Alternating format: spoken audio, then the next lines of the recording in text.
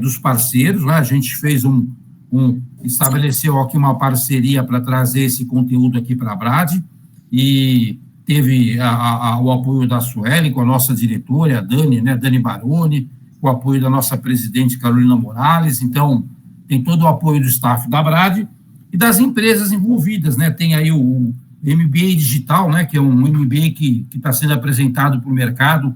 Vocês vão ter a oportunidade de conhecer de primeira linha.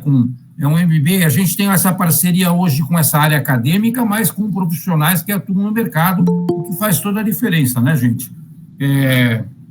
A gente ter profissionais de mercado nos trazendo aqui um MBA de altíssima qualidade. E a PUC-Rio é parceira aqui nesse webinar, assim como o IAG, né, o Instituto de Administração e Gerência lá da própria PUC também, Rio, enfim. E as pessoas aqui, o Abel Reis, como eu vinha brincando aqui, uma lenda já aqui no nosso negócio, porque foi uma das primeiras agências que eu tenho memória aí do nosso negócio, se não a primeira, aí, isso tudo precede os anos 2000, então era quando a brincadeira, né, que todo mundo faz quando era tudo mato, né, aquela brincadeira. Então, temos aqui hoje o Abel Reis, tem o Márcio, vou me arriscar aqui, o Leibovitch, o Franco Pieragnoli, ambos da Work e CO, né, que é mais uma agência aqui que vai nos ajudar aqui com esse webinar, e temos o Marcelo Póvoa também, da MPP Solutions. Sueli, esqueci algum profissional, você, por favor, puxe minha orelha aqui.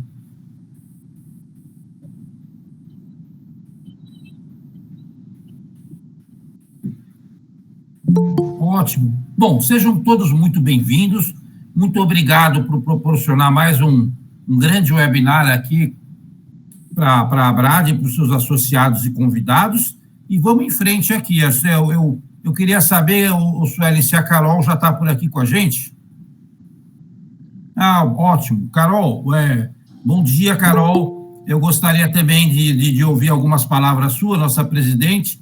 Por favor, fique à vontade aqui para fazer uso aqui das boas-vindas. Bom dia a todos. Primeiramente, eu queria agradecer aos nossos palestrantes do dia.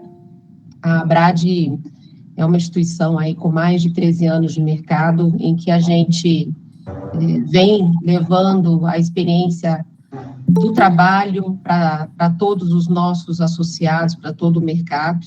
É uma casa muito prática, é uma casa muito de experiência laboral mesmo, e que a gente fica muito contente quando a gente possui um grupo tão seleto de palestrantes no mesmo horário aqui conosco. A gente entende que nem todos podem assistir durante o horário, então a gente grava todas essas palestras, esses papos, disponibiliza no canal do YouTube, para que as pessoas possam, depois à noite, durante os próximos dias, assistirem também. Então, eu queria agradecer, primeiramente, aqueles que se colocaram à disposição, em estar aqui compartilhando um pouco de conhecimento, e, ao mesmo tempo, aqueles que estão aí trabalhando, separando uma horinha do dia para poder participar desse evento. Obrigada a todos e um bom proveito. Obrigado, Carol, obrigado. Antes de passar para o Luiz, um recadinho aqui. No final tem sorteio, turma. A gente tem ali uma oferta de um dos nossos parceiros, a Sueli vai dar mais detalhe no final do webinar. Então, a gente nem precisa fazer isso, porque esse webinar é muito bom, sei que todo mundo vai ficar até o final, mas fiquem até o final que tem sorteio, tá bom? Então, vai lá, Luiz. Luiz, muito prazer, seja bem-vindo, agora é você que conduz. Bom, muito obrigado, Paulo. Obrigado pelas palavras, você, a Carol, a Sueli, por essa parceria com a Brade, que é extremamente importante quando a gente junta a universidade com empresas, principalmente com a associação de empresas, e essa é a verdadeira vocação da universidade, numa escola de negócios. É nos aproximar das empresas que vão nos ajudar tanto a aprender quanto a transmitir. E eu sou o professor Luiz Fernando Ormeio, eu sou professor do IAG da PUC, que é a nossa Business School, e na hora que nós concebemos esse curso, ele foi pensando em carências do mercado.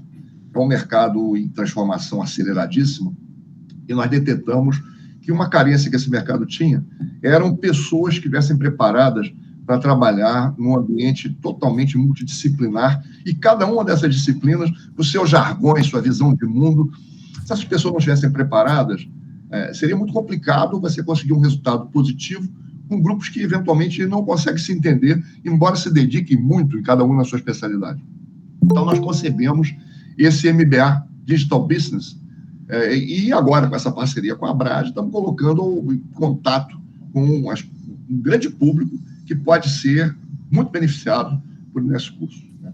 Eu queria agora, o webinar é dos nossos professores, nós fomos buscar esses profissionais de mercado, esses e outros que estão na nossa grade, porque nós acreditamos que num curso MBA as pessoas têm que aprender conceitos, mas principalmente a aplicação desses conceitos na prática. Nós estamos trazendo feras do mercado. Nós temos aqui um elenco de 4 feras do mercado. Nosso curso ainda tem mais ainda que pode oferecer essa experiência, essa vivência no mercado digital para a nossa audiência, né? Para o nosso público, para nossas empresas. Então, vocês é que são os atores desse evento de hoje. Então, eu queria passar a palavra para Márcio, Franco, Abel e Marcelo. Por favor.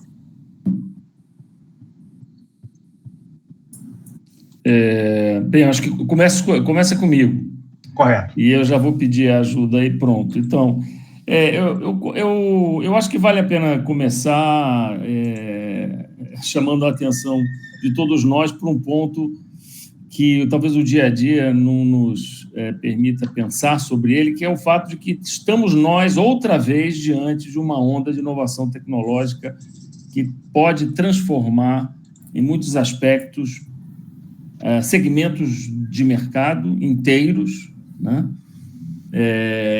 E certamente isso constitui para as agências digitais, que são um agente de transformação no segmento de marketing, mídia, comunicação, commerce no mercado, que são certamente esse agente, traz-se ou apresenta-se também esse desafio de lidar com a obsolescência contínua, né? Se a gente for para o próximo slide, esse dilema é o dilema do que eu estou chamando aí do peixe e do gato, né? Porque se nós, como agências, estabelecermos e direcionarmos nossa atuação a partir de tecnologias bem estabelecidas, isso, de fato, traz oportunidades comerciais de curto prazo, mas no médio e longo prazo comoditiza, torna todos os gatos pardos, por assim dizer, todos se parecem.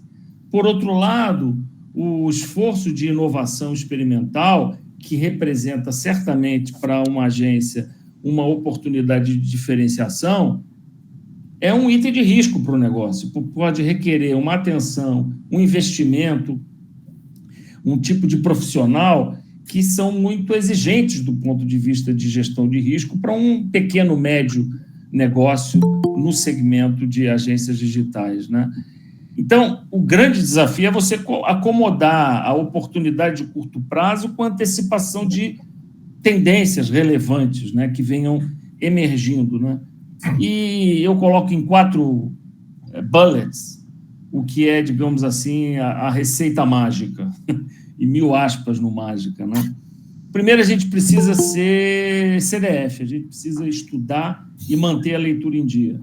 Não há negócio que prospere no segmento de agentes digitais em que os fundadores e líderes não estejam atentos à contínua obsolescência e inovação e tendências de mercado. Segundo, a gente precisa se conectar a provedores estratégicos do segmento. A gente precisa perseguir isso como uma maneira de mitigar o risco que vem com a inovação. Terceiro, a gente precisa, de fato, experimentar, mas experimentar com cuidado, de forma planejada. E, em última instância, isso deve ser um modo de lidar com a cultura de inovação dentro da agência em que o cliente faz parte dela. Então, acho que esse é um ponto importante. Toda oportunidade de inovação que contribui para um negócio, baseado na experiência que a gente tem, envolve a parceria com o cliente. O cliente é cúmplice na oportunidade e no risco da inovação. Se a gente for para frente, e pensando em tantas inovações e ondas e ferramentas e plataformas, conceitos que vêm surgindo, a gente vê que as tecnologias, elas são um eterno vai e vem, né? Algumas têm uma mega explosão de sucesso e depois entram num estado vegetativo, como o Second Life. Outras têm uma promessa espetacular, como o Google Plus, e simplesmente morrem. O Vine, que nasceu de um jeito e com uma proposta que lembrava, quando nasceu, o que hoje a gente vê no TikTok, e já está incorporado. O Windows Phone, que da mesma forma, uma plataforma trazida por um player muito relevante da indústria, que por sinal está agora novamente atuando aí como um provocador de transformação na IA, o Windows Phone simplesmente capotou, ficou pelo caminho. E tem coisas até mais recentes que a gente vê, por exemplo, os personal assistants. Teve um boom há uns 5 anos atrás, talvez 7 anos atrás, melhor dizendo, com a emergência de vários devices desse tipo. Hoje você encontra várias matérias na internet questionando, de fato, se essas ferramentas, esses recursos vão vingar da maneira como estão concebidos, né? O mesmo para a realidade virtual e para os metaversos, a gente pode dizer. Ou seja, essas idas e vindas são o que colocam para nós as oportunidades e os desafios. E não é diferente na inteligência artificial. A curiosidade aqui é que a inteligência artificial, como linha de investigação, ela nasceu há mais de 70 anos atrás, né? Aproximadamente 72 anos atrás. E hoje, quando a gente fala de inteligência artificial, a gente acaba focando muito na chamada IA generativa, mas vale lembrar que IA generativa é um pedaço, digamos assim, da torta do conjunto de aplicações e áreas de especialidade que você tem na chamada inteligência artificial. É claro que as ferramentas de IA generativa que a gente hoje conta no mercado, né, elas são extraordinárias, porque elas nos dão uma possibilidade de gerar conteúdos de diferente natureza, de forma automática ou semiautomática, em territórios que a gente antes abordava de uma maneira completamente diferente, né? Da geração automática de textos às incríveis capacidades hoje que você vê em ferramentas de geração automática de código, né? E isso traz impacto nas agências digitais, certamente, e aqui eu estou enunciando só alguns dos impactos nas 4 principais, digamos assim, áreas clássicas da inteligência artificial, 4 ou 5 ao incorporar as áreas de tecnologia e desenvolvimento de software.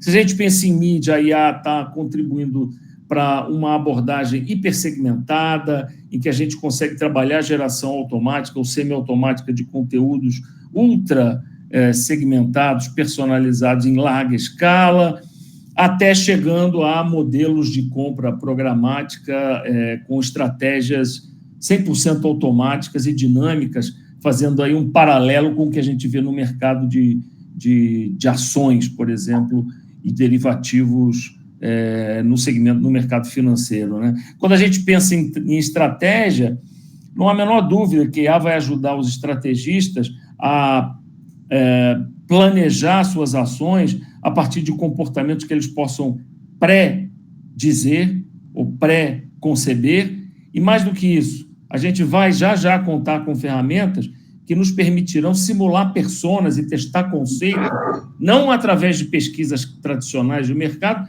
mas através de pesquisas que serão feitas contra uma base de agentes de inteligência artificial que simulam pessoas, só que em número muito superior ao que normalmente a gente consegue nas pesquisas tradicionais, e é um custo muito menor, né? Se a gente fala de criação em UX, a gente, de fato, vai poder contar com ferramentas que vão ajudar os insights criativos das nossas equipes, que vão ajudar na produção dos ativos, dos assets criativos, que vão permitir uma UX completamente diferente, né, e renovada em relação ao modelo tradicional que a gente tem. E, para terminar, não dá para deixar de falar da área de atendimento, que eu acho que é uma área que também vai dar um passo além através da utilização das ferramentas de IA, seja na assistência que ela pode receber de robôs, de ferramentas que permitam pré-analisar, analisar briefings e estabelecer algumas hipóteses sobre os briefings que são enviados pelos clientes, a preparação de materiais de toda a ordem e até até mesmo chegando à figura do coagente de atendimento, que é como se fosse um assistente de um diretor de conta, que é, na verdade, um autômato, um robô, que conhece muito sobre o cliente a partir das massas de documentos e atas e materiais que são produzidos e que consegue interagir de alguma maneira, te ajudando a tomar decisões certas no relacionamento com os clientes, e tudo isso suportado por tecnologia e plataformas. Indo adiante, e já para alinhar com o próximo passo nosso aqui, quando a gente falou de UX, essa é certamente, o Paulo Centenário estava mencionando isso, certamente o UX é uma área que pode se beneficiar tremendamente da IA, né? Seja no sentido da personalização e da navegação adaptativa, um passo adiante nos modelos de recomendações e buscas que a gente conhece hoje, assistentes de navegação, interfaces conversacionais, prototipação avançada, em que a gente pode usar usuários humanos e personas virtuais para poder testar diferentes configurações de interface, até chegando à possibilidade de você ter dinamicamente o aperfeiçoamento dos sistemas de detecção de fraudes e de comportamento suspeito, baseado no modo como o usuário está se comportando frente à interface. Tudo isso são, digamos assim, inovações e mudanças que a gente verá nos próximos anos, fruto da IA impactando o negócio das agências digitais. Passando adiante para o professor Márcio. Tudo bom, Franco? Vou pegar aqui o gancho. Tudo bom? Bom dia, pessoal. Continuando aqui, já que o professor Abel citou, a inteligência artificial, embora seja a palavra do momento, né, o hype ali, a parte de AI generativa, ela não é uma coisa nova, né? A gente tem ali, a primeira vez que a gente ouve o termo, né, tem de um paper de inteligência artificial, foi ali nos anos 50, né? Então, final ali década de 40, comecinho da década de 50, a gente já tem esse termo sobre inteligência artificial citado em papers. E isso é uma evolução, né? Pode passar para o próximo. O legal dessa evolução, que nos últimos 20 anos, a gente teve um crescimento exponencial dessas tecnologias. Então, ali, no finalzinho do 2000, ali, final de 90 para 2000, a gente tem um marco interessante, que é a parte de custo de armazenamento de informação. Então, a gente tem uma queda nessa parte de custo de armazenamento e, consequentemente, uma explosão na parte de aquisição e gerenciamento de dados, né? Então, surge ali a cultura de dados, a parte de data lakes, em que a gente começa a armazenar um monte de dados. A gente sabe que não sabe exatamente o que vai fazer com eles, mas a gente sabe que vai ter que ter esses dados para o futuro. E ali, a partir de 2015, 2016, a gente já começa a ter também um outro evento, que é a parte do crescimento exponencial do processamento. Então, com esses dois marcos, assim, né, nas últimas 2 décadas, a gente tem um ambiente perfeito para a explosão que a gente tem hoje com a inteligência artificial generativa. Ou seja, a combinação de uma massa imensa de dados com poder computacional tremendo.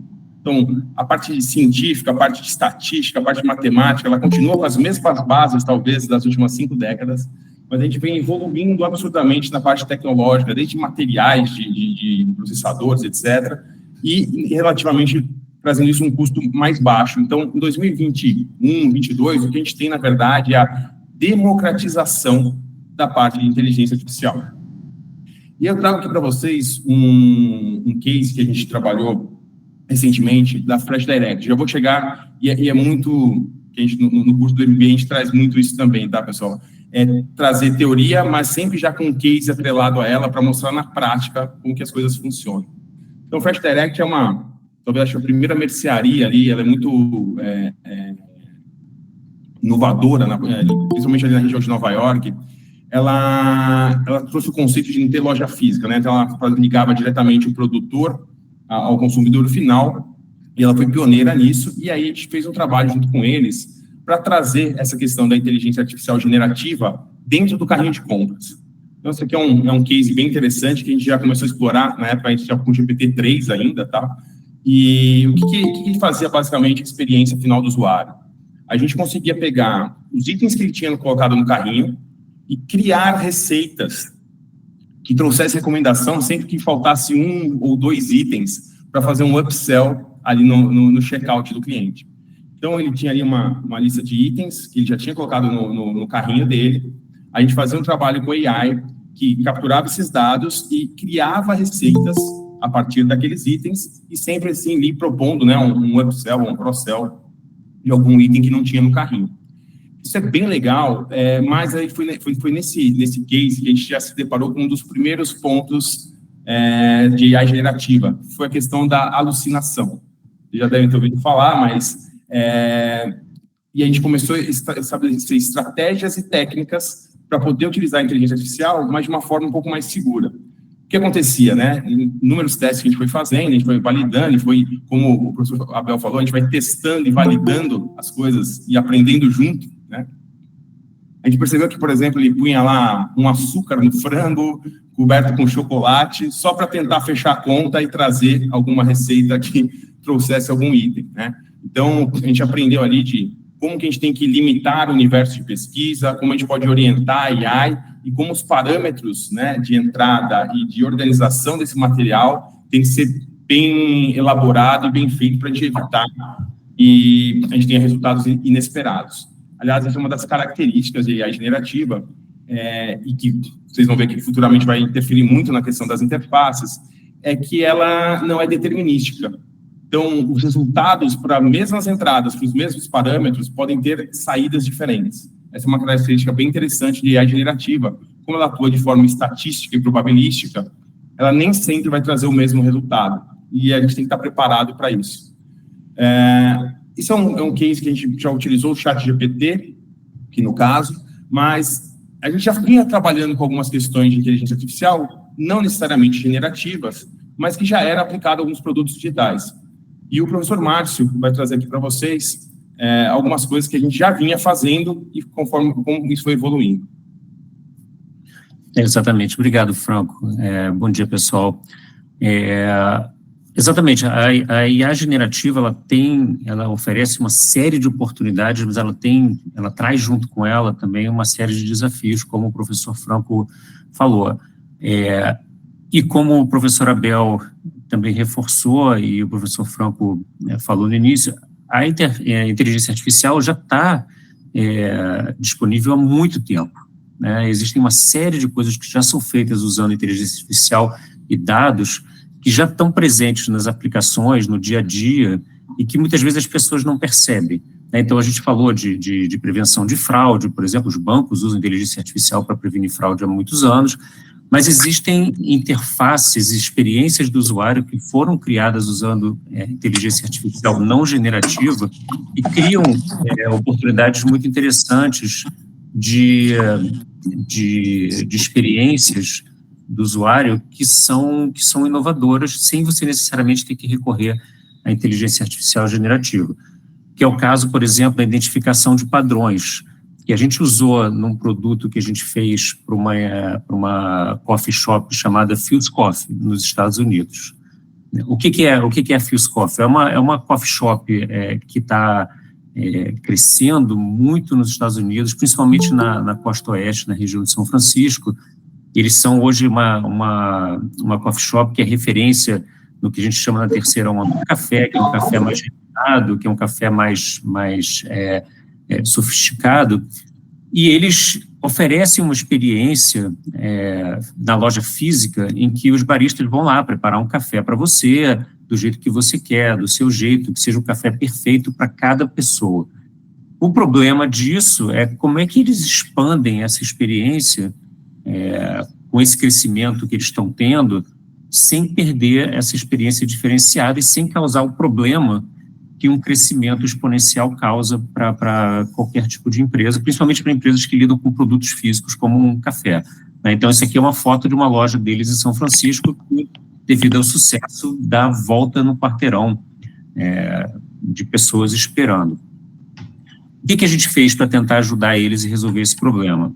obviamente, usando a tecnologia, tentar criar um aplicativo que ajudasse eles a oferecer em larga escala um café que fosse um café perfeito e entregue com a maior eficiência possível. Para isso, o que a gente fez? A gente analisou aproximadamente 670 mil pedidos no período de um ano, em 29 lojas deles, para a gente tentar identificar, através de inteligência artificial, oportunidades e padrões repetitivos de uso de compra, de comportamento de compra dos clientes, para a gente tentar criar uma experiência que fosse uma experiência mais personalizada através do uso desses dados.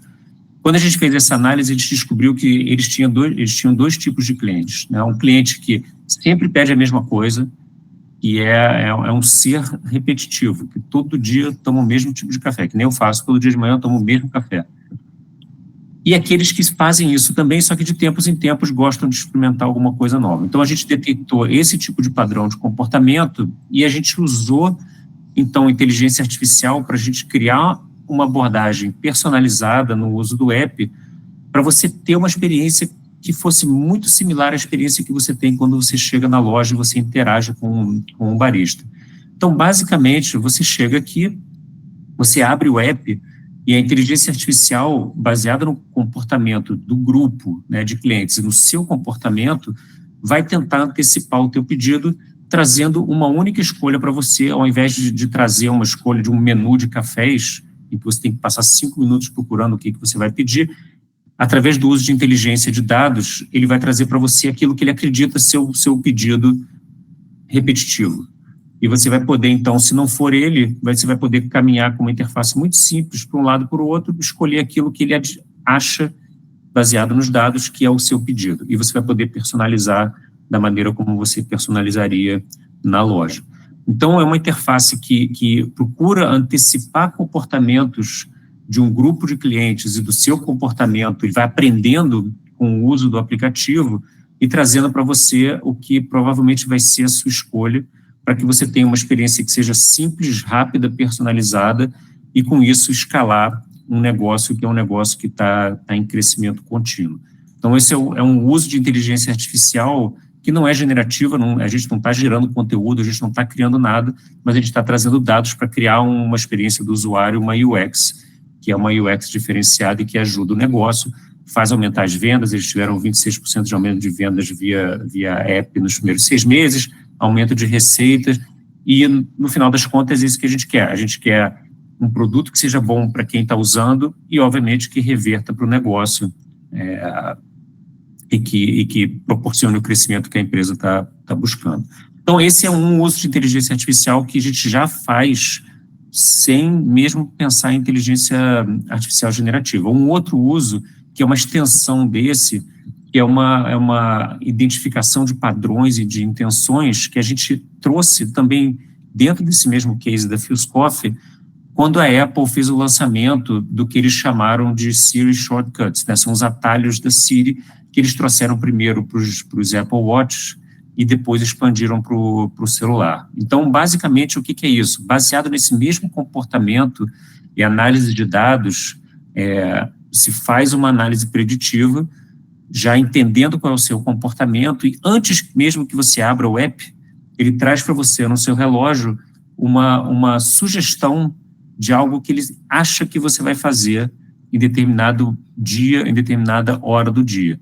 Então, se você é uma pessoa que pede sempre um café morrito na Fuse Coffee toda terça-feira às 10h09 da manhã, antes mesmo de você ter que tirar o seu telefone do bolso, ele já traz para você essa proposta no seu relógio e vai pedir, então, e vai sugerir que você peça com um toque só o seu café preferido da maneira mais simples e direta possível. De novo, usando inteligência artificial, análise de dados, análise de padrões, cruzamento de comportamentos para criar uma experiência que seja única.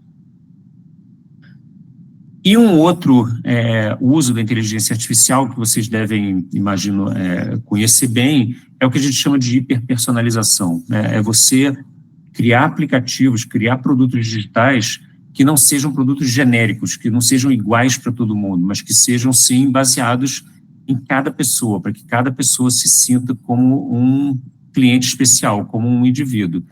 A gente tem 2 cases onde a gente aplicou isso de uma forma bastante diferenciada. O primeiro deles foi um projeto que a gente fez para a Gatorade nos Estados Unidos, em que ele procura entender o seu uso e seu consumo de energia através do cruzamento de dados para te oferecer uma sugestão de reposição e descanso ao longo do dia para você se recuperar para o próximo treinamento. Como é que ele faz isso? De novo, sem usar a inteligência artificial generativa, mas usando o cruzamento de dados para criar uma interface que seja inteligente. Então, uma fonte de dados é um patch, né, um adesivo que as pessoas colocam no braço, e ele analisa o seu suor ao longo da sua sessão de treinamento, e através dessa informação, ele alimenta o aplicativo, trazendo dados do seu gasto calórico, do seu gasto de energia ao longo daquela sessão, para então analisar esses resultados, cruzando com perguntas que ele vai fazer para você, e então te trazer uma sugestão de como você repor os teus gastos, obviamente usando, né, as bebidas da Gatorade, mas através de outras recomendações também, de repouso, de alimentação e tudo mais. Então, é você criar uma experiência, uma interface que seja baseada nos dados, que traga resultados que sejam únicos para você. Então, ele se conecta com um aplicativo de saúde da Apple, por exemplo, te faz perguntas, cruza essas informações todas de maneira inteligente e vai, então, te trazer uma recomendação de como você vai se recuperar dessa sessão, dizendo o que você tem que consumir de proteína, o que você tem que, a quantidade de líquido que você precisa repor, tempo de descanso que você precisa ter, e tudo isso diferente para cada pessoa. E tudo isso só é possível usando inteligência artificial, usando os dados que o professor Franco falou que a gente precisa coletar para a gente analisar e criar uma experiência que é hiperpersonalizada e diferente para cada pessoa, baseado no comportamento de cada um. Então, esse é um exemplo. O outro exemplo, que é mais próximo de nós aqui no Brasil, é um aplicativo que a gente criou para a Claro, né? Todo mundo conhece, a Claro é a segunda maior operadora de telecomunicações no Brasil, que vem crescendo também ao longo dos anos, através de aquisições e de fusões de outras companhias, então oferecendo uma quantidade de serviços muito grande e, obviamente, por conta disso também sofrendo do mal de muitas empresas de telecomunicação, em que você acaba oferecendo muita coisa e essas coisas, os planos começam a ficar mais difíceis de entender, os canais de atendimento são muitas vezes cruzados e os planos são motivos de frustração, as pessoas usam cada vez mais os canais de atendimento. E isso leva, obviamente, a um gasto muito grande em termos de atendimento para você poder dar suporte às pessoas e vender esses novos planos que você está criando. O problema, então, que a Claro tinha, é que a gente procurou usar dados e inteligência para ajudar a solucionar, era como que a gente suporta um crescimento contínuo de atendimento, de necessidade de atendimento e sempre buscando oferecer a melhor experiência possível. A nossa abordagem foi criar um aplicativo de autoatendimento que fosse o melhor possível e que permitisse que cada pessoa, entrando naquele aplicativo, se identificasse como uma pessoa, um cliente único, que a Claro conhece e que trata de forma hiperpersonalizada. Como é que isso se reflete da interface na experiência do usuário?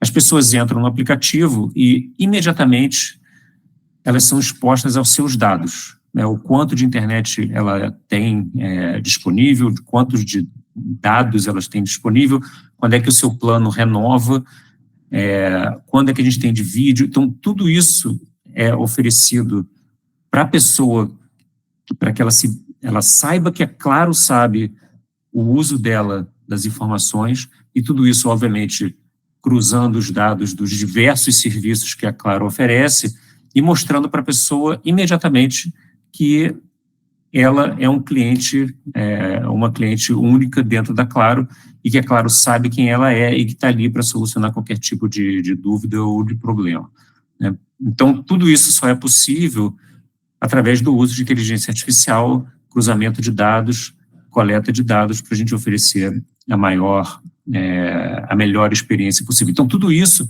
são experiências que já existem hoje, que já estão no mercado, usando inteligência artificial para criar experiências que são muito únicas. A partir daqui, a gente tem os novos desafios de inteligência artificial generativa e o professor Franco vai mostrar alguns cases, alguns estudos que a gente anda fazendo para superar esses desafios, como a alucinação que ele comentou anteriormente. Está no mudo, Franco. Quando a gente está falando de inteligência artificial, para fins didáticos ali, a gente cria 3 grandes verticais para tentar aplicar elas diretamente à experiência em um produto digital. Então, a gente tem uma vertical de machine learning, a gente está já acostumado, essa parte preditiva, a parte de recomendação, análise de fraudes, etc. O professor Abel chegou a dar uma passada ali nessa questão.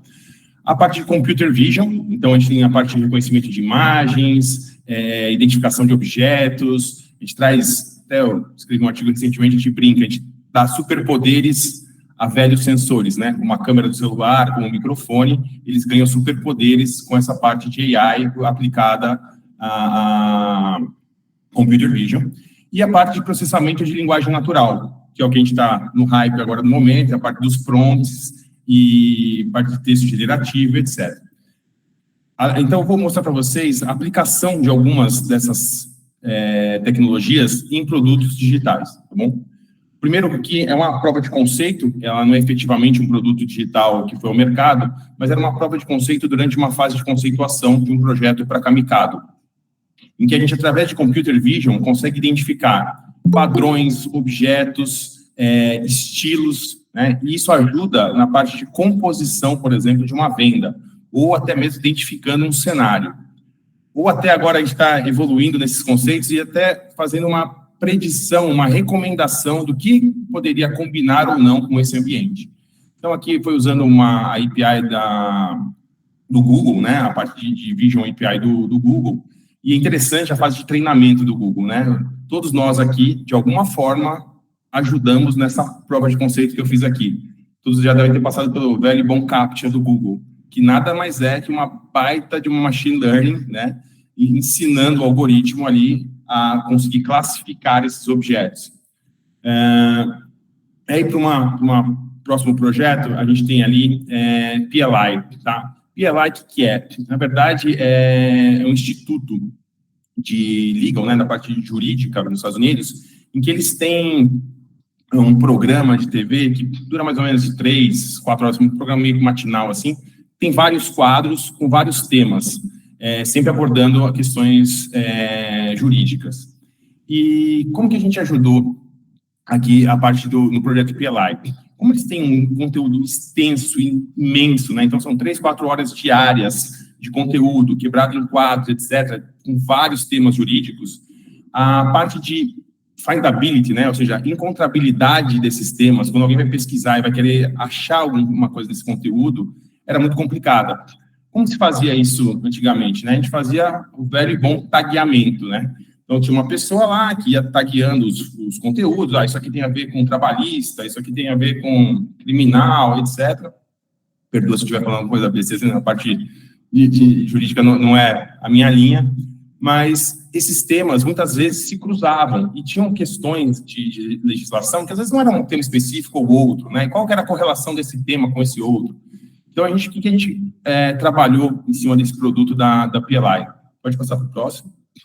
Foi a questão da busca, né? Então, a gente conseguiu, utilizando a inteligência artificial, pode voltar um pouquinho isso, a gente conseguiu classificar, primeira coisa, a gente transcreveu todos os áudios de todos os programas que foram feitos nos últimos 3 anos.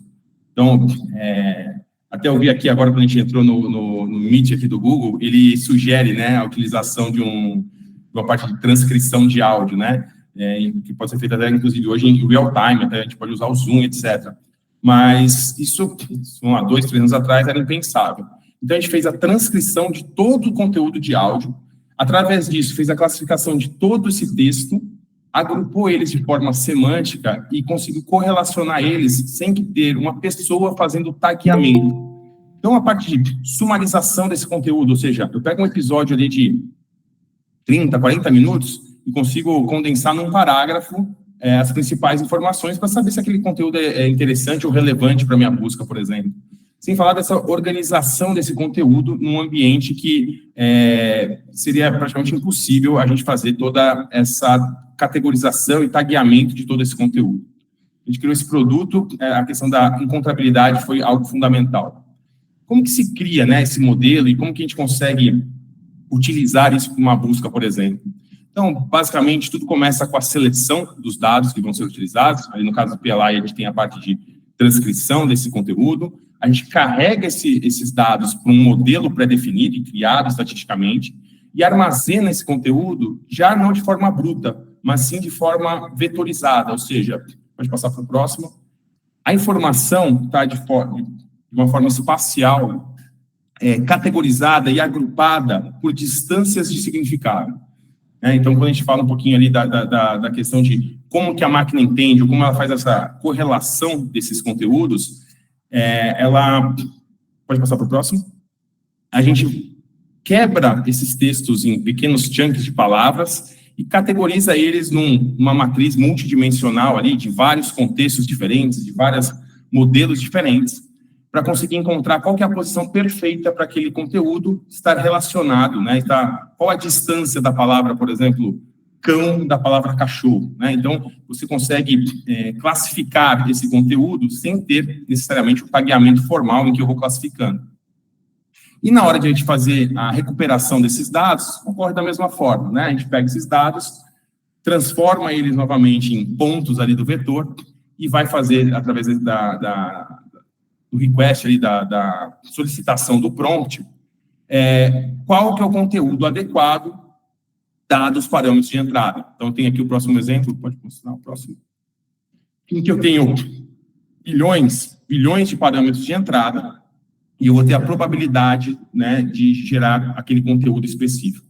Isso, como eu falei para vocês, a gente tem um armazenamento de dados imenso e um poder de processamento gigantesco para a gente conseguir chegar nesses resultados. Pode passar para o próximo. Aqui é um outro case, como eu falei, eu gosto muito de mostrar a parte teórica ali, mas sempre apoiado em cases.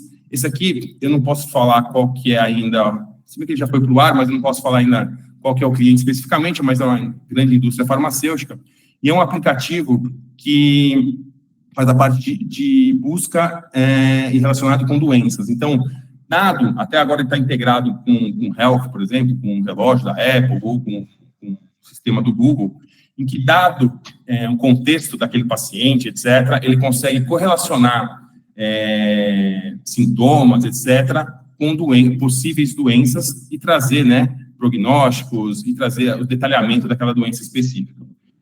Esse é um case interessante, porque a gente começou utilizando o ChatGPT 3.5, e embora ele seja muito bacana para a gente brincar ali no prompt, etc., quando a gente vai associar a nossa marca, né, então eu vou colocar o carimbo da minha marca ali, e eu falei para vocês que a inteligência artificial generativa é probabilística, e nesse caso ela tinha um nível de acerto de 45%, que é muito baixo, né? Assim, se a gente for pensar, vou associar minha marca, 60% das vezes ele erra.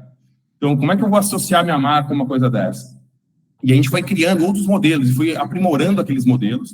Então, a gente saiu ali do GPT-3, que é um pouco mais genérico, etc., que sabe um pouco sobre muitos assuntos, e foi desenvolvendo um modelo específico para essa empresa, ligada à base de conhecimento proprietária dela. Então, sim, a gente usa uma base pré-treinada do GPT, mas aplica uma especialização para a gente chegar no nível de assertividade que a gente chegou a 80%, 85%. Que ainda assim, quando se trata de ligar a sua marca a uma resposta desse tipo, ainda envolve certos riscos. Então, acho que o que a gente extraiu de legal desse case aqui sim, é probabilístico, é não determinística a resposta, como lidamos com isso e como que a interface comunica isso para o usuário. É um case bem interessante, já está agora aberto ao público, o Family Friends já está aberto ao público, mas ele é muito interessante a questão de em quais respostas. E outro ponto que foi muito bacana nesse projeto quem que avalia isso? Quem que vai avaliar se essa resposta está correta ou não? E a gente dá num outro ponto também, que a gente vai ver mais para frente, questão de substituição de pessoas, né? Então, quem vai avaliar esse recurso, se a resposta está certa ou não, é muito provavelmente quem o trabalho está sendo substituído por essa criação desse conteúdo. Então, a gente entra num dilema ali, como que eu avalio? Então, estão sendo criadas ferramentas, inclusive, para a gente avaliar o nível de assertividade da inteligência. Pode passar para o próximo.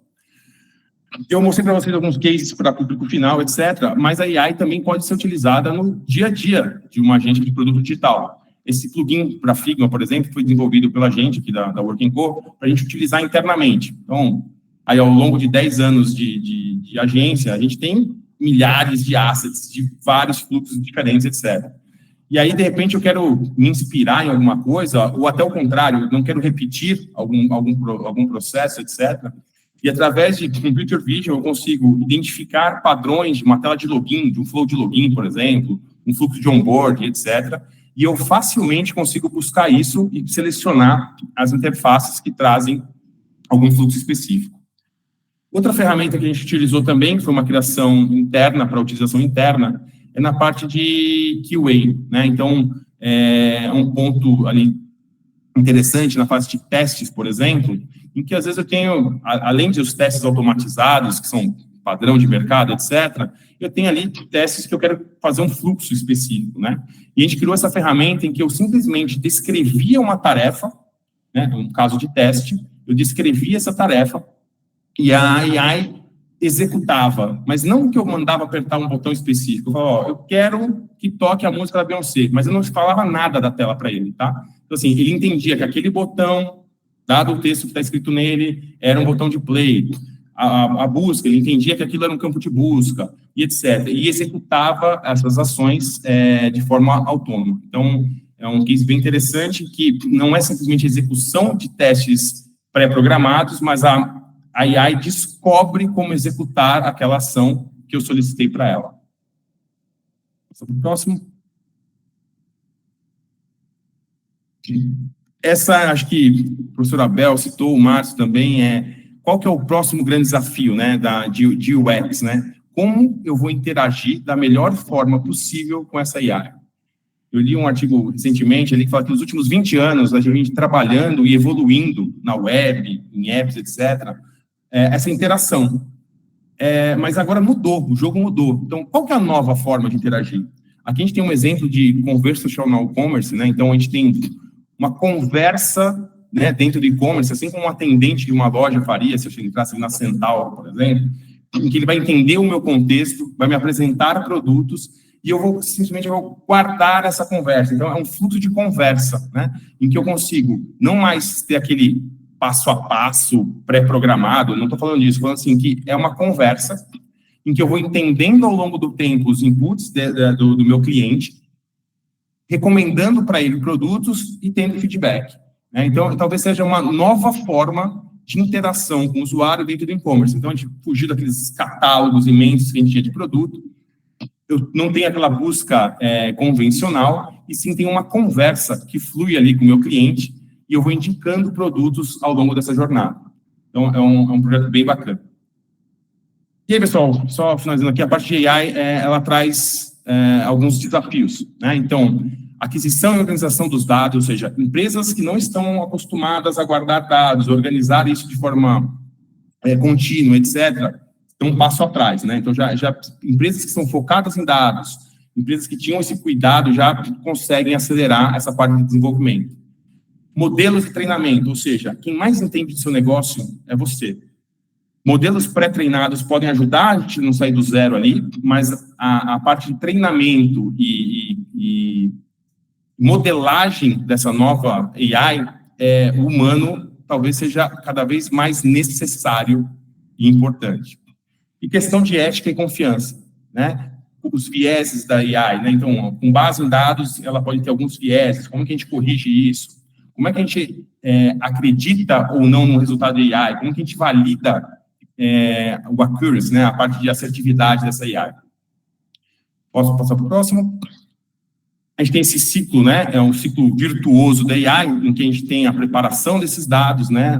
O desenvolvimento desses novos modelos. A gente implementa esses novos modelos, recoleta esses dados, avalia isso, prepara os dados novamente, e a gente entra num ciclo virtuoso, né, de machine learning, AI generativa e o produto digital.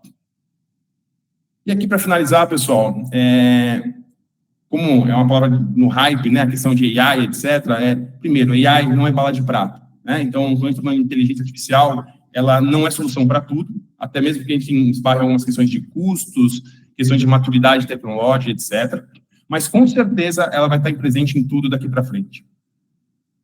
Nem toda AI generativa é um prompt. Quando a gente fala de AI generativa, como eu mostrei para vocês ali do e-commerce, às vezes são formas de interação que são uma conversa, né? Então, não necessariamente a conversa é um bot, né? Não é o flow normal, a interface de bot, talvez, ela vai evoluir muito. E, como todos falaram aqui, é uma coisa nova, está todo mundo implementando e testando, e a melhor forma, né, de a gente aprender é realmente testar e verificar se tem realmente um diferencial relevante que a AI vai trazer para o seu negócio. Não é só porque, tem que aplicar, temos que aplicar, está na moda, mas sim entender qual que é o diferencial relevante que isso traz para a gente.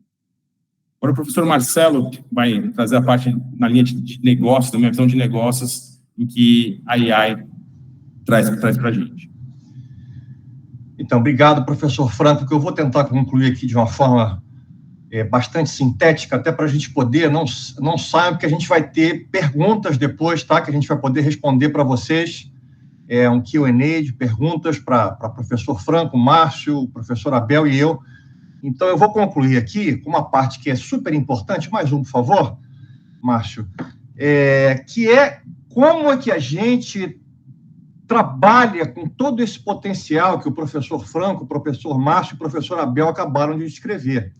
Como é que nós, da perspectiva de equipe, nos preparamos para esse potencial e, ao mesmo tempo, com limitações importantes, a gente vai ver também aqui, o céu não é o limite, tem um limite, pelo menos a curto prazo, para o que o AI, a inteligência artificial, faz, e nós também, para quem é líder, né, para quem é gestor, como recrutadores, né? Que tipo de habilidades eu estou procurando no meu candidato para recrutá-lo para participar de equipes no qual nós teremos esse novo membro, entre aspas, que é a inteligência artificial. E para fazer isso, eu vou tentar dividir essa discussão em soft e hard skills, que é algo que o mercado já usa há muito tempo. Mais uma, por favor. Para dar um exemplo do potencial e, ao mesmo tempo, limitação da inteligência artificial, vou pegar um algoritmo que todo mundo aqui já usou, que é o Google Tradutor, que cada vez fica melhor. E se você entrar com input, com essa frase aí sobre a monarquia inglesa, vai passar pelas redes neurais recorrentes profundas, que é como a equipe do Google de pesquisa chama, né, e vai traduzir com uma precisão incrível e cada vez melhor. O emprego de tradutor virou fazer polimentos, né? Polimentos, para quem já traduziu na mão, sabe o quanto isso é poderoso. E isso é um clássico hard skill.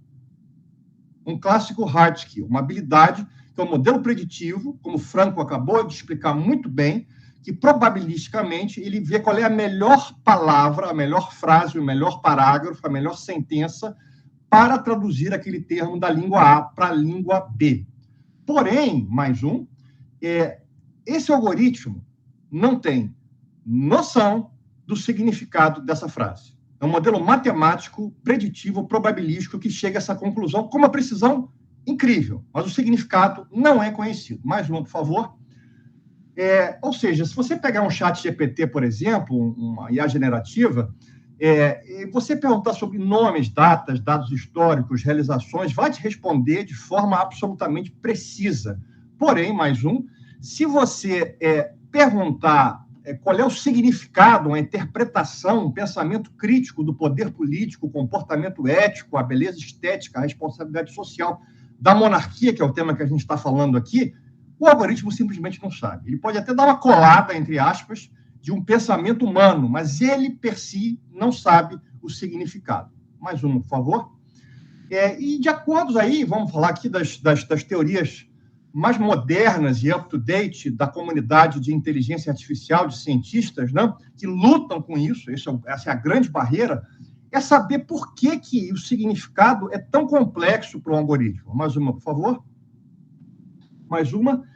Por quê? Porque para nós é trivial, nós humanos, né, com o nosso neurocórtex, é trivial a gente entender o significado, porque isso está intimamente ligado à consciência, que talvez seja o atributo mais notável da inteligência humana. E mais uma, o que é consciência, né? Desde filósofos do século XVI, XVII, não há consenso da definição de consciência, mas eu gosto muito da definição de um pesquisador do MIT, né, do Massachusetts Institute of Technology, chama-se Max Tegmark, que trabalha com inteligência artificial, que a consciência são experiências subjetivas, né? Sensações, sentimentos, como, por exemplo, o vermelho de uma rosa, as ondas do mar, um perfume. Não há como você explicar para um cego de nascença o que é o vermelho de uma rosa. É algo intraduzível, com palavras, né? Ou com qualquer tipo de comunicação. Assim como sentimentos como dor, prazer e ansiedade, você tem que experienciar aquilo para efetivamente entender. Nada que o algoritmo insensível esteja perto de capaz de fazer. Mais uma, por favor. Ou seja, esse linguista computacional da Universidade de Chicago sintetiza isso muito bem, né? Que é o Alison Ettinger, que o problema da tarefa do modelo preditivo não é equivalente à tarefa de compreensão do resultado daquele modelo preditivo. O buraco da compreensão é muito, muito, muito, muito, muito mais embaixo. Esse é um comercial que sintetiza muito bem isso. Toca, por favor, professor Márcio. Só estamos sem som, pelo menos para mim. Mas é só uma música também, não tem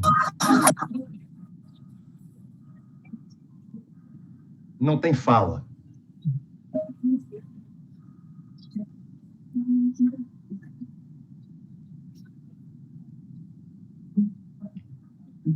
Ou seja, o robô aí tem todos os hard skills, né? Ele é rápido, ele é veloz, ele é preciso, mas na hora que ele vai aproveitar a cerveja, que é algo completamente subjetivo, o prazer de degustar, falar com seus amigos, ele fica frustrado, porque ele não tem aquele soft skill, né? Mas mais uma vez, por favor. Mais uma para frente. Então, quem é o profissional ideal aí para os nossos próximos anos de mercado, né? Como a gente se prepara como equipe e como é que a gente procura candidatos como recrutador que tenham um perfil adequado, né? Vamos separar. Você tem que ter os hard e os soft skills. Os hard é o que fazer. E aí vai entrar muito forte como uma ferramenta, né? Com esse treinamento do grande conjunto de dados, né? Descoberta de padrões e relações. Agora, quando você vai no porquê fazer, aí a gente cai muito no aspecto de significado, que são soft skills, né? Mais uma, por favor. Como, por exemplo, né? Os hard skills, estruturação da informação, cronogramas, orçamentos, modelos financeiros, produção de conteúdo escrito e visual, muita parte de escrever código da programação, né? Suporte ao escritório, né? Uma boa parte de modelagem de UX, como a gente já viu aí, que o professor Márcio e Franco mostraram, né? Processos internos. Agora, quando você fala ao lado direito, no soft skills, de estratégia, criatividade, intuição, pensamento crítico, tomada de decisão, toda a relação com outro ser humano, que não é ciência exata, gestão de pessoas, trabalho em equipe, comunicação interpessoal, gestão de estresse, aí não há algoritmo que esteja perto ainda, no horizonte, de tentar substituir esses skills num profissional humano. Mais uma, por favor. Agora, também nos enganemos, tá? Esse gráfico é muito bom e mostra as habilidades que uma IA generativa já tem em relação à habilidade do humano. Então, por exemplo, reconhecimento de imagem já é melhor do que a habilidade humana. Então, a gente também tem que ficar atento que tem coisas que realmente vão ser passadas a curto prazo, tal qual o reconhecimento de imagem. Mais uma, por favor. Então, concluindo, tá, gente? Para a gente ir para as perguntas aqui e começar a tirar dúvidas, que imagino que devam ser muitas, porque esse é um tema fascinante. Qual vai ser o resultado, né, de eu ter um profissional com esses soft skills que a gente viu, né, que são mais subjetivos, né, de pensamento crítico, gestão de pessoas, estratégia, que são altamente valorizados, mas agora ele tem como uma ferramenta de hard skills, né, a inteligência artificial. Essa soma, essa pequena equação do trabalho vai gerar, mais uma, por favor, uma amplificação da inteligência. Ou seja, a gente vai conseguir fazer mais coisas em menos tempo e resolver problemas mais complexos e achar outras aberturas de complexidade que não se achava antes. Um aumento gigantesco da eficiência produtiva.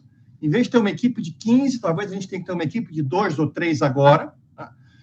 Não digo que isso vai necessariamente cortar empregos, porque a gente também vai ter novos empregos gerados, porque as empresas vão começar a fazer novos produtos e serviços que não havíamos pensado antes. Então, é muito, muito duro achar que vai ter só corte de empregos, acho que vai ter geração e corte ao mesmo tempo, né? E isso vai ser fundamental, essa amplificação da inteligência, num mundo em que a vantagem competitiva evapora cada vez mais rapidamente. Mais um, por favor. Então, para a gente concluir, a questão que a gente tem que ter, ou como nos preparando, ou como recrutando, não é, eu vou ter um profissional humano ou eu vou ter uma inteligência artificial. Mais uma, o que a gente vai ter, né, mais uma, é um trabalho em equipe entre o profissional humano e a inteligência artificial. E o profissional vai ter que saber fazer isso. Vai ser uma habilidade absolutamente necessária. E esse profissional vai ter que ter os soft skills de pensamento crítico, gestão de pessoas, estratégia, para suprir tudo que a máquina, como a gente viu, ainda não consegue fazer no aspecto de significado semântico das questões. Mais uma, por favor. E aí eu passo a palavra agora ao professor Luiz Fernando Romeu, para a gente concluir e ir para o nosso Q&A.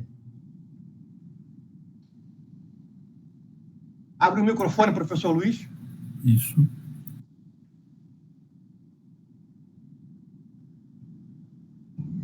Bom, antes de passarmos às perguntas da audiência, eu quero me dirigir a você que está assistindo. Tá?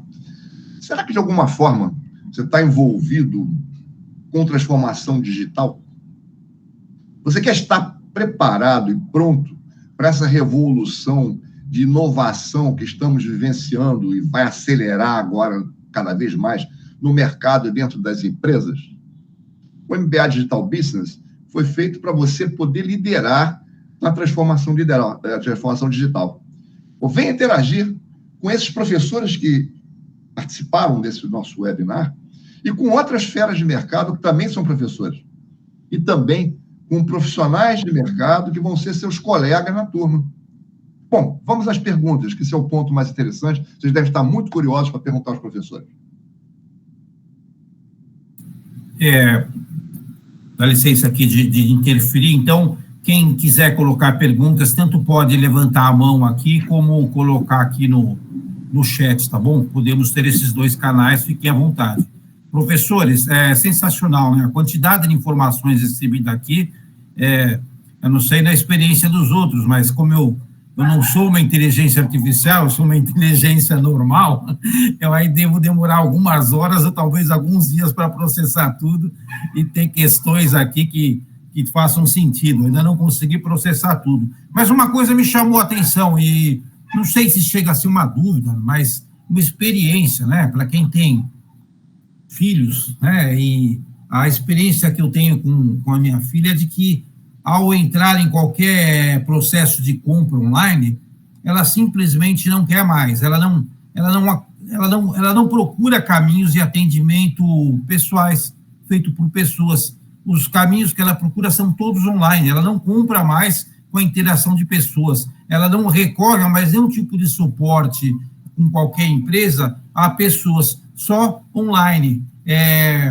Vocês falando dos skills, né, aqui dos novos profissionais, eu queria, não sei se vale a pena aqui alguma colocação da parte de vocês sobre esse novo consumidor, essa nova relação desses novos consumidores com as marcas, com o mercado, enfim, com tudo, na verdade, né?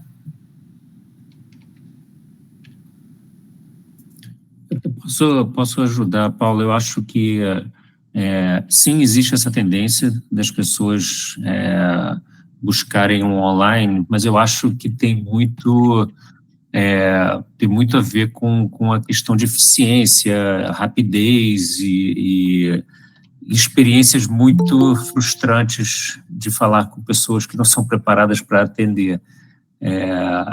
Então, casos que nós todos conhecemos, de você procurar o suporte com uma pessoa, você ter que contar a história, passar 10 minutos contando a sua história, o seu problema, a pessoa mandar você para outro lugar para você falar com outra pessoa, repetir a mesma história. Então, são experiências que são pouco objetivas e direto ao ponto. Essa nova geração não tem tempo e atenção suficiente para gastar com esse tipo de experiência. E a experiência digital, ela tende a ser muito mais, digamos assim, fria e direta e objetiva e resolver seus problemas de maneira mais rápida.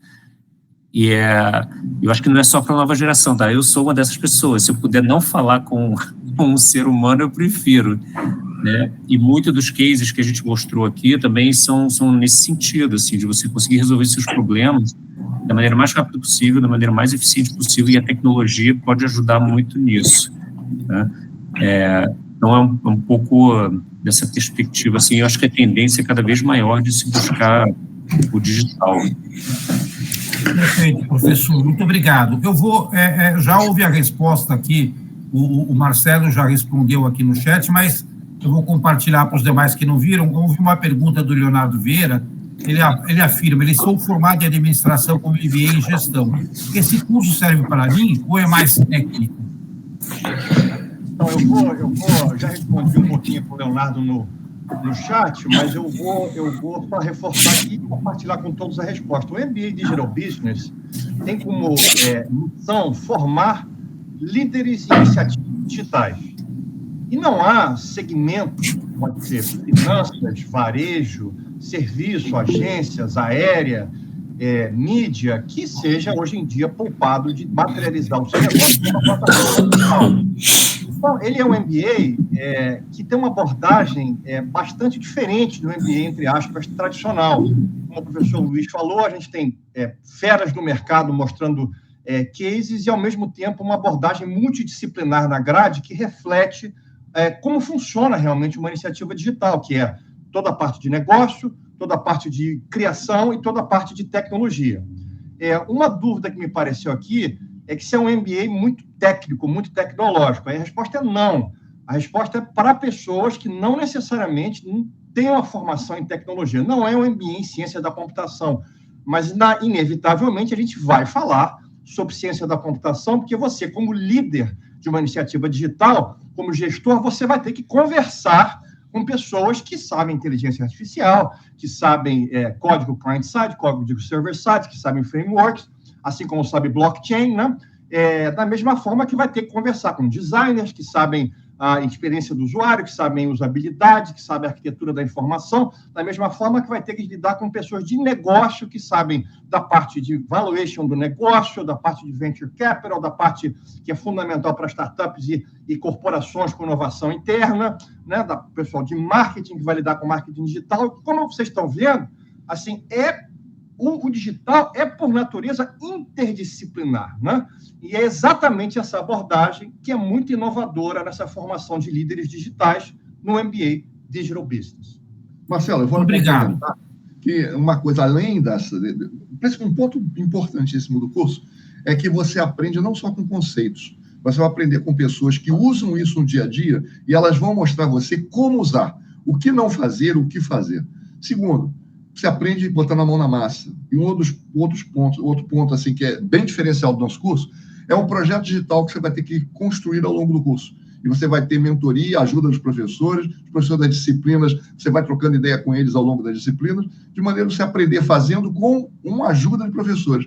E no final, existe uma avaliação do seu trabalho feita por pessoas que vêm dessa área de transformação digital, de empresas constituídas ou de startups, vai ter investidores. Se você estiver fazendo um projeto de eventualmente uma ideia sua, uma inovação sua, vai ter investidores que podem se interessar por isso, mas essa banca vai te dar sugestões de como melhorar o seu projeto. Então, você aprendeu com conceitos, aprendeu com esses profissionais, como esses 4 que estiveram aqui conosco hoje, viu como são as aplicações desses conceitos no dia a dia, ou seja, você já pode começar a aplicar no seu dia a dia, e você vai construir um projeto onde você vai aprender, de fato, vivenciar isso. Esses são os diferenciais grandes do curso, que você não vai ver em nenhum curso específico de gestão ou administração. Obrigado, professor Luiz. Eu tenho 4 ou 5 perguntas aqui, vamos a elas.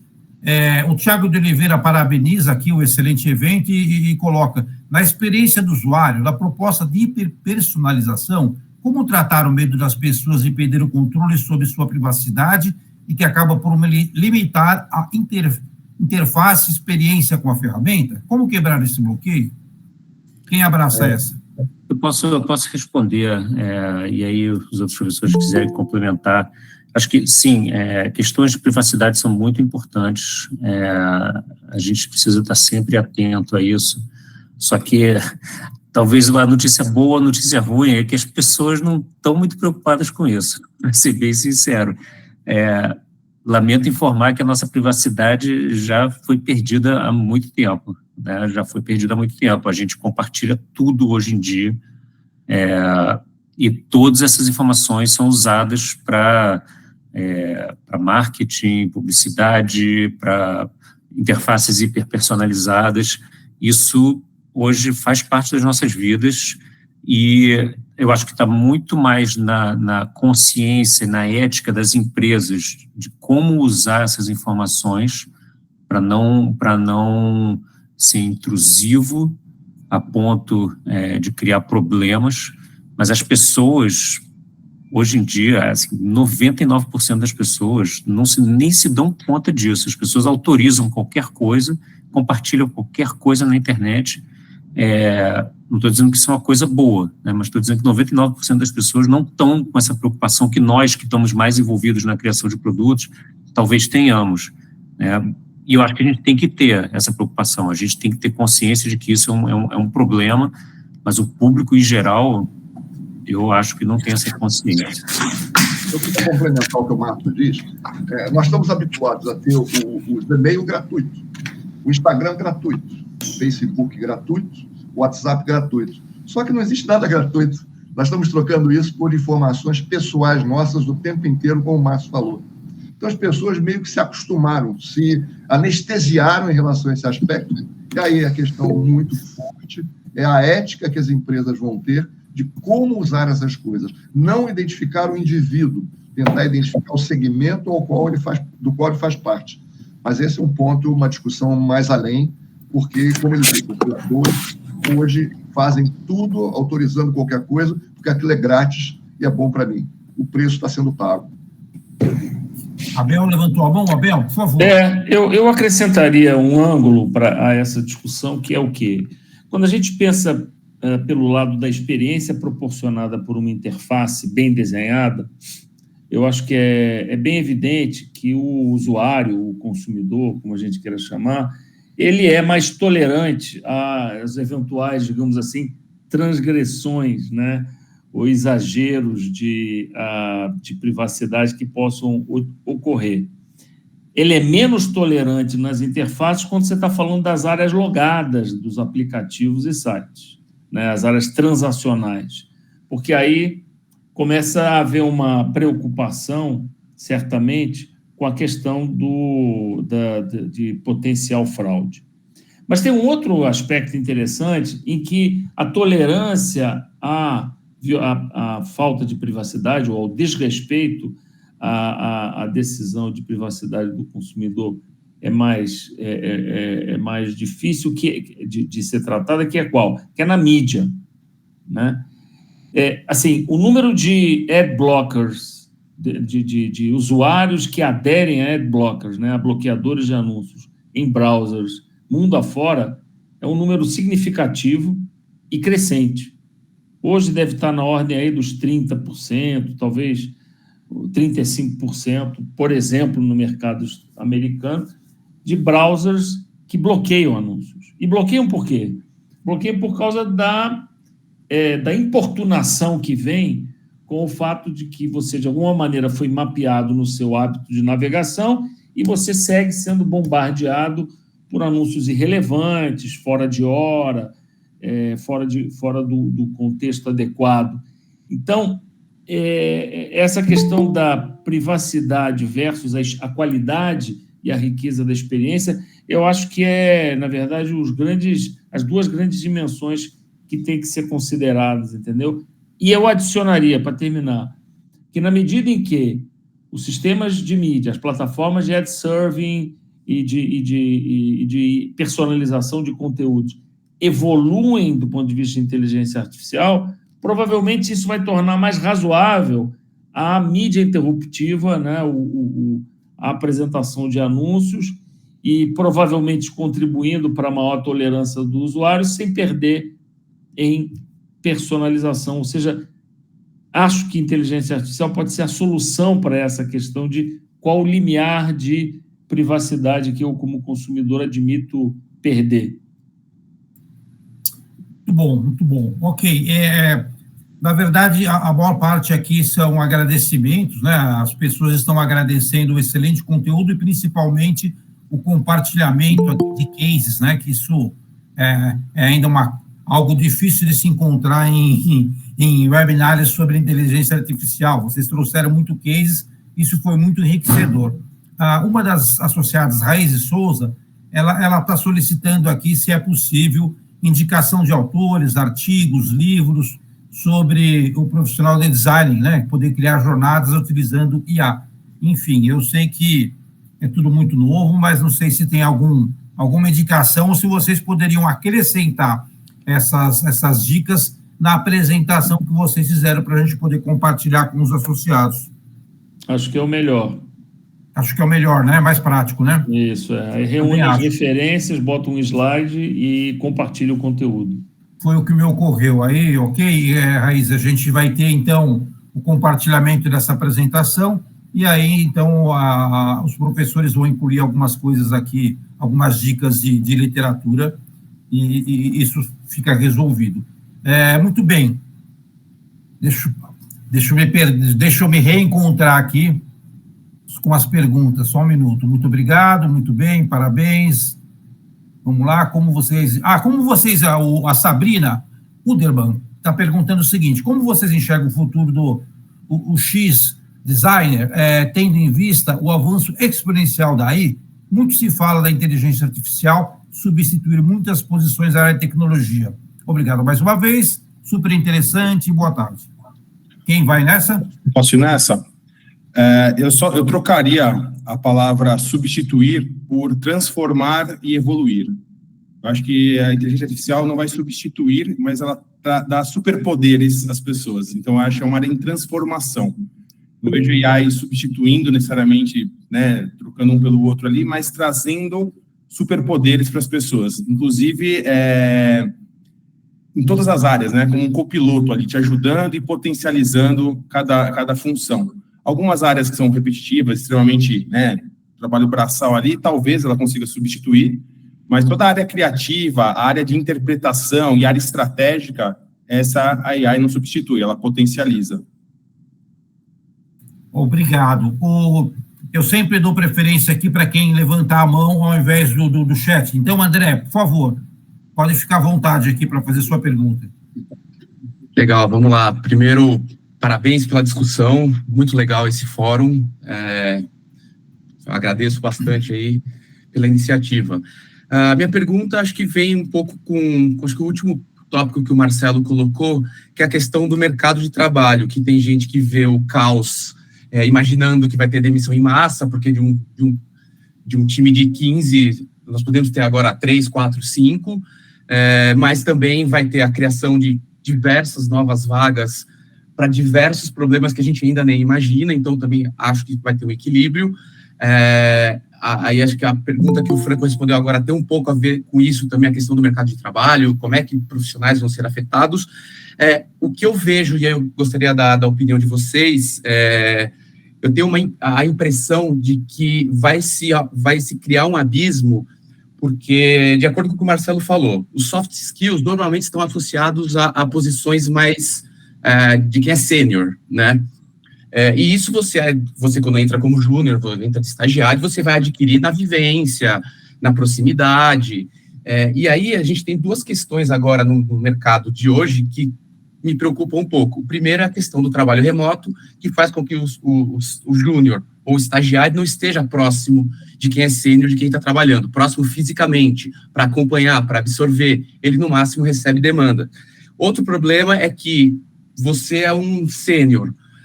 Com IA, você pode deixar de pedir coisas para o júnior e pedir para IA. criar um abismo muito grande. O júnior vai ficar preso muito tempo na posição de júnior, porque não vai ter acesso a quem eventualmente vai trazer, vai empurrar ele para cima, de onde ele vai absorver a questão dos soft skills. O que vocês pensam disso? Eu posso testar uma resposta aqui, Marcelo, só para colocar. Assim, eu acho que eu vou colocar um dado que não é um dado bom, vou colocar um dado que, de alguma maneira, me preocupa bastante. E é um dado brasileiro, tá? Tem uma pesquisa da Universidade Federal de Minas Gerais, do início de 2023, do início de 2022, que fala sobre o número de postos de trabalho que desaparecerão no Brasil nos próximos 30 anos como resultado da automação. E aí inclui inteligência artificial. E o número é mais ou menos da ordem de 55% dos postos de trabalho desaparecendo como fruto de automação. E quanto menos qualificado for a tarefa, a atividade, as atividades desempenhadas no posto de trabalho, maior a chance dele ser extinto por automação. E eu estou dizendo isso por quê? Porque num país como o Brasil, com as desigualdades que a gente tem, com os resultados do PISA que a gente consegue obter, né, que são ridículos em matemática, leitura, o que nos resta, de fato, é perseguir a formação contínua, o aprendizado contínuo. Eu conecto isso com a provocação do André sobre o que o júnior, que tinha até agora na oportunidade de seguir colaborando com o sênior, digamos assim, o caminho de evolução, de amadurecimento dele vai fazer, já que eventualmente o sênior pode utilizar um assistente. Restará a todos que estão nesse mercado a preocupação obsessiva com o aprendizado contínuo e a utilização plena de todos os aspectos da tecnologia. Então, assim, é claro que no processo, muitas dores a gente vai viver, muitos postos de trabalho serão perdidos e muitas dificuldades ou efeitos sociais perversos a gente vai ver. Mas esse é o caminho da destruição criativa, esse é o caminho da lógica da evolução econômica e tecnológica. Então, minha opinião é que só nos resta incentivar e criar condições para que mais e mais e mais pessoas numa sociedade como a brasileira tenham oportunidade de ter acesso a conteúdos, cursos, materiais e ferramentas da forma mais aberta possível para que elas possam compreender que é por aprendizado contínuo que a gente vai se manter competitivo. E continuando a resposta, o André que perguntou, né? Um pouco menos trágica, mas também não é boa notícia, o presidente da IBM mundial, que está nos Estados Unidos, ele acha que nos próximos anos cerca de 30%, né, com pesquisas internas, dos cargos vão ser substituídos, né? Aí vem agora, isso não é uma novidade, viu, André? Assim, já tivemos essa conversa de substituição de cargo, certamente na Revolução Industrial, com os artesãos, já tivemos essa conversa há muito menos tempo, no começo da internet, né? Quantos quesitos eu falei aqui quando escrevi o MBA Digital Business? Marketing digital não existia, a arquitetura da informação não existia, e o UX era muito limitado antes da internet à comunidade de software. Hoje ela se expandiu por qualquer negócio, tem que ter um profissional que entenda a interface e a materialização do negócio. N ramificações e sub-ramificações de tecnologia que não existiam vão começar a existir. Ou seja, meu ponto vão desaparecer, certamente, uma quantidade enorme de cargos, mas vão aparecer cargos que nós nem imaginamos, nesse momento, que deveriam existir. Se essa somatório final vai ser positivo ou negativo, o tempo nos dirá. Mas, como o professor Franco muito bem disse, o ponto é que aí vai dar superpoderes. Como eu terminei a minha apresentação, aí vai dar uma amplificação da inteligência. Então, o estagiário que entrar lá cru, que não tem ainda os soft skills, que é uma coisa que depende muito da maturidade etária, né? De você ficar mais velho para aprender algumas coisas, ele vai ter que ter os skills ali de lidar com um trabalho em equipe com ferramentas de inteligência artificial, ou seja, vai ter que conversar com essas ferramentas para que elas produzam essa amplificação da inteligência. Assim como o líder vai ter que também saber selecionar, né, e filtrar e passar pelo crivo dos pedidos que ele vai ter ao longo, né, aí da cadeia hierárquica dentro de uma empresa. As relações vão mudar, não há dúvida que vão mudar, mas o mercado também está cada vez mais demandante, o consumo está crescendo, a população está crescendo. Então, é uma ebulição de fatores, né, que vão trazer substituições, né, mas vão trazer também adições. O que a gente tem que se preocupar, agora voltando ao professor Abel, é que isso não crie, naturalmente, né, numa visão macroeconômica, macrosocial, nenhum tipo de fator, essa soma não seja negativa ao final, mas vão acontecer as duas coisas, adição e substituição. Obrigado, Marcelo. Mestres, eu vou caminhar para a última pergunta aqui, se vocês me permitem, para respeitar o horário aqui, a agenda das pessoas. Então, eu só queria colocar essa última pergunta, lembrando, né, colocando aqui que associados à Abrad possuem um desconto significativo para poder adquirir o MBA digital, tá? E a Suelen também vai fazer um sorteio daqui a pouquinho, tem uma surpresa aí para vocês. Então, a última pergunta é do Gustavo Fux. Ele fala, como lidar com o processo criativo em uma realidade em que o registro de patentes no Brasil ainda é uma dor? Quem vai nessa? Essa é difícil, né, gente? Achei que tinha que compartilhar aqui com vocês. Eu não sei exatamente a conexão que ele está estabelecendo, quer dizer, mas eu poderia dizer o seguinte, e pensando pelo lado da criatividade publicitária de uma maneira geral, e talvez até da criatividade artística, eu acho que essa fronteira entre o que é a criatividade humana e a criatividade algorítmica, ela está desaparecendo, né? E o que a gente vê é que, assim, eu firmemente acredito nisso, é que cada vez mais profissionais criativos, não importa a área de atuação, pode ser do cinema ao web design, vão se beneficiar de ferramentas, usando a expressão que o professor Marcelo usou, que aumentam a inteligência. Então, ou seja, não é sobre uma inteligência diminuída, é sobre uma inteligência aumentada pelas características que a criatividade algorítmica pode dar. A conexão disso com a questão das patentes, eu não sei exatamente qual é o nexo que ele está querendo estabelecer, mas posso imaginar que num mundo em que não é muito mais bem definido se aquilo é resultado, se um determinado produto, insight, obra criativa, já não é possível estabelecer se ele é mais resultado de um algoritmo ou mais resultado do insight humano, talvez isso, de fato, crie dificuldade para registro de autoria, né, e, eventualmente, de patentes, junto às entidades tradicionalmente responsáveis por isso.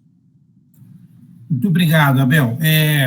Então, a gente vai aqui encerrar agradecendo e permitindo aqui que vocês também façam os agradecimentos. Muito obrigado, Luiz, Abel, Márcio, Franco, Marcelo. Como o Abel falou, a gente está dando mais uma volta no tabuleiro, né? Está passando pela casinha início, mas o tabuleiro está todo diferente, né? O tabuleiro não é o mesmo de 20 anos atrás. E é isso aí, vamos de novo, e é esse o nosso negócio. Nosso negócio, ele se reconstrói muito rapidamente, ele se reconfigura muito rapidamente. Ainda bem que é assim. Então, eu vou passar aqui a palavra e depois a Sueli encerra com o link lá do nosso sorteio. Vamos lá, Abel, você começou, vai você, ou se preferir, Luiz, pode ir você. Eu, em nome do MBA Digital Business e dos professores do curso que estiveram aqui presentes, apresentando a vocês essa visão da inteligência artificial, nós agradecemos a Abrad pela parceria, agradecemos essa audiência que esteve acompanhando com atenção e colocando perguntas para nós. Estamos esperando vocês na nossa turma, que vai começar no dia 8 de abril. Então, até lá, muito obrigado pela atenção, bom dia para vocês. Eu aproveito para, reforçando aí o agradecimento do professor Luiz, convidar todo mundo, de fato, a avaliar a possibilidade de ingressar com a gente nessa jornada do MBA Digital. Eu vivi e continuo vivendo, agora como consultor, o dia a dia das agências digitais, e tenho certeza que os empreendedores que estão aqui nos ouvindo, e os que já não estão agora e nos ouviram, poderão se beneficiar muito aí da formação e dos conteúdos que vão estar lá no programa de MBA Digital Business. Obrigado a todos.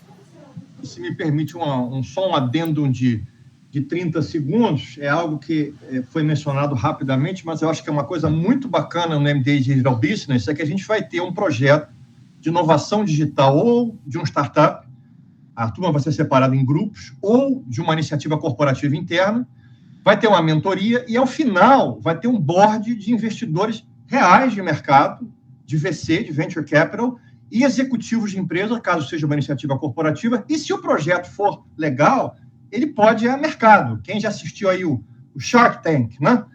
Não vai ter aquele palco bonito, mas a ideia é exatamente essa, que o seu projeto possa ir de uma forma realista, refletindo o pragmatismo do MBA, do mercado digital. Isso vai acontecer no MBA Digital Business. Então, muito obrigado mais uma vez a Brad e a todos pela participação. Márcio e Franco, vocês querem complementar? Só agradecer a oportunidade. Foi um prazer estar aqui com vocês e esperamos vocês lá no nosso MBA. Também agradecer a oportunidade. Algumas curiosidades aí, o pessoal tem algumas curiosidades de alguns cases, pode me procurar também se quiser saber um pouquinho mais. E a maioria desses cases estão mais detalhados, inclusive, dentro do curso. E, de novo, agradecer a todos vocês aí, uma ótima semana. Obrigado. Perfeito, Franco. Obrigado aí pelo suporte também de responder as dúvidas aqui que a gente acabou não conseguindo tratar. Suelen, você tem alguma coisa aqui para compartilhar com a gente? Por favor.